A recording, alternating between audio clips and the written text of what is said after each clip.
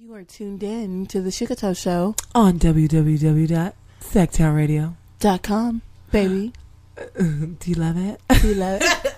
Do you love it? Do you love it? How you doing, Moni? I'm doing good. How you doing? I'm doing good. How you doing? You doing good? No, I'm doing really good. Are you? Yeah. Why? Tell them why. Because we got the lovely Miss DELTRICE in the building. What's up, Miss DELTRICE? How are you, honey? How you doing, boo? I'm good. I'm I'm so- happy to be here. I know. We're really happy to have you. I know. We're so glad you finally got you in the studio and stuff like that. You know. You're so cute. I know. Isn't she adorable? Yes, Oh my God. Because you got some projects coming up. You got some things coming up. Let's talk about it because we're nosy and we want to know. We want to know all that whole shit. I got something big coming up. Something I'm super honored to have coming up. It's the TONITE Show project with DJ Fresh. Mr. DJ Fresh. DJ Fresh. Yeah, buddy. The one and only. How he said, there is none before and there will be none after. Right. Yeah, That's what's up. and I'm excited because it's the first R&B venture that he's made, and I was just excited and honored that he, chose me. Right. Or we chose each other, basically. Right. You know Yeah. what I mean? And it's real exciting. That It's was good a- stuff. Yeah, that was a good union. Yeah. How did you guys hook up? Like, how did you? Actually, Mitchy Slick is a good friend of mine.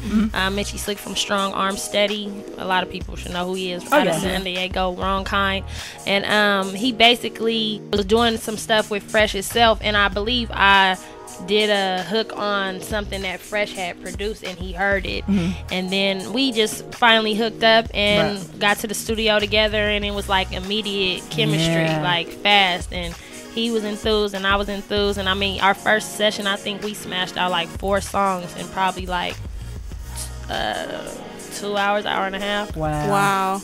I mean, and that's honest. But Yeah, so we got to listen to like a snippet of the album, and I was totally impressed. Oh my God. Thank I you. can't wait till it comes out. Thank you. I first fell in love with DELTRICE when I saw your video. Hey, Hustler. Oh my gosh. I was like calling everybody, you guys see this video? I love it. So how would you describe your style? Like how would you describe your style? Your style of music. Well, I come from the church. My daddy a pastor, so I definitely have a gospel root to my voice.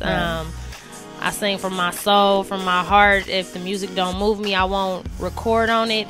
I can't really compare myself to nobody because I don't, not to say I'm better or not to say I'm not, but I just don't, I haven't even seen my lane. I would say it's like almost soul but infused with hip-hop because sometimes my lyrics is like hard, you feel what I mean? And sometimes I get a beat, and especially with Fresh, he's giving me beats that usually you would feel like a rapper would come on, but I take it and I make it into R&B, you know what I mean? And like it's I like to do the unexpected. Right.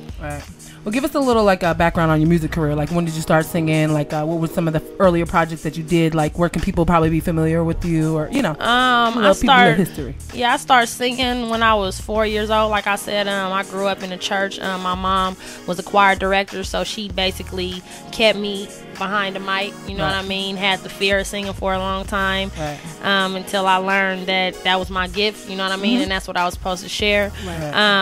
I started really getting into the studio when my teenage years, and then I just started doing features.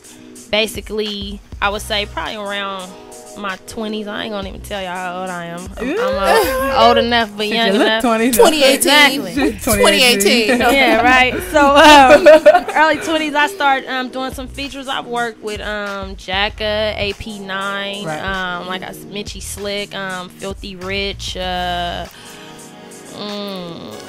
Most of the Bay Area, most of people's Bay Area favorites I've worked with, you know what I'm saying? And a lot of people don't know that's me, you know what I mean? Until they see my name. They might know my name, but they don't know that's me. More familiar things visually, television wise, I was on a reality show with Missy ELLIOT called The Road to Stardom with Missy ELLIOT. Oh, you were on there? Yeah, girl. Yeah. I know. I'm so slow. I came in second place on there. I went to the end of that, and that was eye-opening and a good experience. What about doors? As far as doors opening, like did that open any doors for you? I mean, or did it's so much politics behind that kind of stuff. You know, sometimes when you tied into when you do shows like that, you risk yourself being tied into a contract for a certain amount of time. You know what I mean?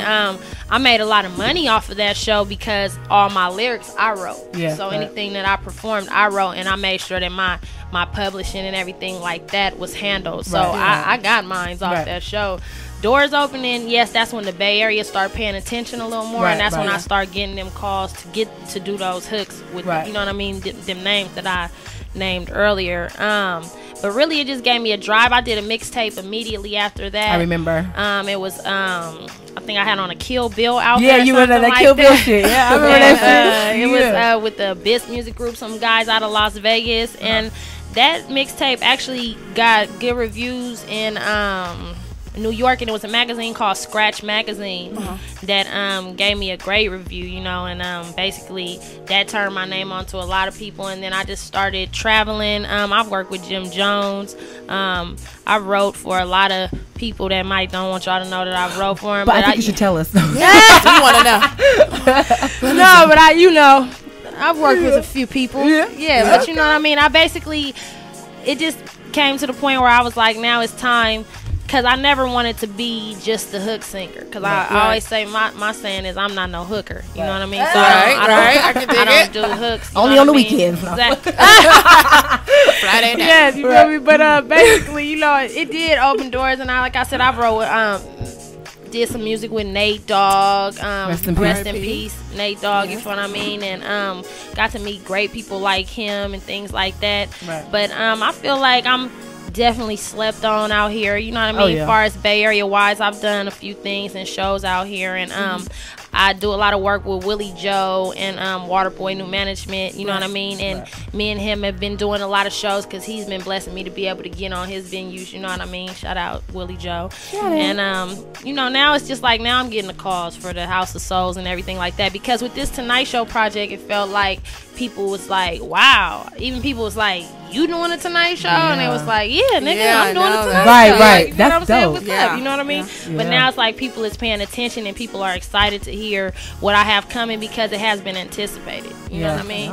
I think that's hella dope because this is his first, you know, R&B album ever. Exactly, you know what I mean? Exactly. So, and it's really nice. So the songs are really dope. I can't wait till it comes out. So, seeing as though like in the Bay Area, it's a struggle for artists to get to that top spot for Bay Area artists. Have you considered relocating to advance your career? Is that an option for you? Yeah, I have really been considering to relocate, but I think of it, but I love home. I love home, like this is home, you know what I mean? And I feel like I shouldn't have to relocate to make it pop, you know what I mean? So what I'm doing right now is I'm finna see what they do with this, like you know what I mean? And I'm finna see. All I just ask is to open the door, and I'm gonna come in and I'm gonna do what I'm supposed to do. Give me the stage, I'm gonna do what I'm supposed to do on the stage, and I feel like I deserve that opportunity because I feel like I put in a lot of footwork as much as some of these rappers, and you know what I mean? So I feel like it's my turn. Yeah, okay, I feel you. So do you feel like the struggle is like, would you say it's comparable to the rappers? Like, you know, for a woman, it's already hard enough. You know what I mean? Just being a woman based on that fact alone. But I mean, would you say that you push or grind just as much as a rapper or an artist that's, you know? Yeah, I do. I'm in the studio. I sleep in the studio. Right. You know what I mean? I miss out on stuff because I'm in the studio. You know what I mean? I choose this first. So I'm putting my own money behind stuff just like these niggas is. You feel what I'm saying? So yeah, I feel like it's hard, if not harder, because when I come to the studio and niggas want you to sing a hook for free because they think that because who they are, I'm supposed to be excited, but I'm not. Like, break bread. I gotta eat. Break bread. I feel like this is my gift. This is what I'm offering. So just like if a nigga want to smoke, he gonna buy some weed. So if you want this hook, you gonna buy this hook. Right. You know, like I'm not asking you for nothing for free. So don't ask for me. You know what I mean? And then they wanna hit. They wanna try to touch on you and make you like them so you can sing. Come here, no, do the hook. No, nigga. She's like, girl. They be getting it twisted. Get on the hook. Yeah. Come here, like girl. that? No. Hell no. No, I just seen your baby mama. Right? You know what I mean? So when you're when you do that, so funny. I know, it's cute. No, but when you sit down, like, you know, and like say when Fresh give you a beat or something like that, like when you sit down and write a song, like what inspires you? What's behind the motivation? Is it the beat itself? Like, oh, I think this would be cool like this, or is it a situation of how you feeling, or you know what I mean? Like what goes through your mind when you're getting ready to write? Where does your brain travel to? Yeah, you know, we want the dynamics of it. The beat gotta hit me in the first 10 seconds. Like I gotta hear. I have to hear something. The beat. I tell Fresh all the time. The beat talk to me. Right, exactly. If that's weird to somebody, I don't know. No, it's so important. You know what I mean? I hear the words, and if I don't, then it's forced. And then my hook don't come out the way that I need it to. That is so. That's talent. And it do come from maybe what's going on in that day or what happened. Because sometimes I could come to Fresh or to other producers, but definitely Fresh, and I could bring him something that I wrote in my head. My recorder on my phone got so many songs that I ain't even. You feel me? That I probably wouldn't even remember, because sometimes I'm in the car and something come in my head and I record it and I can bring it to him and he can build around it. Oh, I like that. It just depends. It just depends. But I won't sing to a beat that I don't like unless it got to be a lot of bread or something like that. Yeah. I mean, I have. You know what I'm saying? Yeah. But it's so important. And sometimes it turns into something I like, but it was just a little more forced, and I'm not used. I'm not used to that. Especially when it's a song for like your album or something like that. Yeah. Because you know a lot of artists will be like really good or whatever, but they'll just sing to anything or they'll just lay over any beat. And you can't do that because the beat, the production is so important in the song. You know, and you have to know your style, know your lane. You know, and when you do any music to the beat and it's your style, it just sounds so much better. Like it compliments. Exactly, it compliments your style. You can't just do anything. So you can't compliment the beat. You know what I'm saying? You gotta let the beat compliment you. Exactly. I like that. So, what did you have for breakfast this morning? I had a boiled egg, a piece of toast, and some oatmeal with red healthy raisins in cake. Nah, you just like that food. You just like it. I don't know what that was this morning. Salt and pepper on the egg. Yeah, and seasoning salt to a little bit. Yes. What? I'm sorry, you guys. I'm a little hungry, so I'm just talking about food. I'm sorry. I have to throw that in there. So what you eat for breakfast? What sorry, you eat, guys. I had a moment. That was smooth. I want to know, Deltrice, if you could work with. Okay, I'm not gonna say producers. I'm gonna say. Well, yeah, producers. If you could work with maybe five producers, who would they be? And they could be all over, not just the Bay Area. Nationwide. Don't limit yourself. Yeah. Oh, never. Wyclef Jean. Yes. Quincy Jones. Dr. Dre. Yes. Dr. Dre. Definitely. What's the dude? Adam from Maroon 5. Oh, okay. Yeah. Probably Kanye West. You know, and just hearing that 5, like I can see like a whole mixture of who you know what I mean? Like that would be a great album. Yeah, that would. That would be hot. One day. I know. I'm loving that. We're gonna get there. You'll get there. We are. Okay, so you want to go ahead and play this and that with her? Yeah, we come back. This and that. Yeah, we're gonna go into another Slapper by DELTRICE off the Tonight Show. Yeah. Exclusive on the SuGaToe Show only. SacktownRadio.com.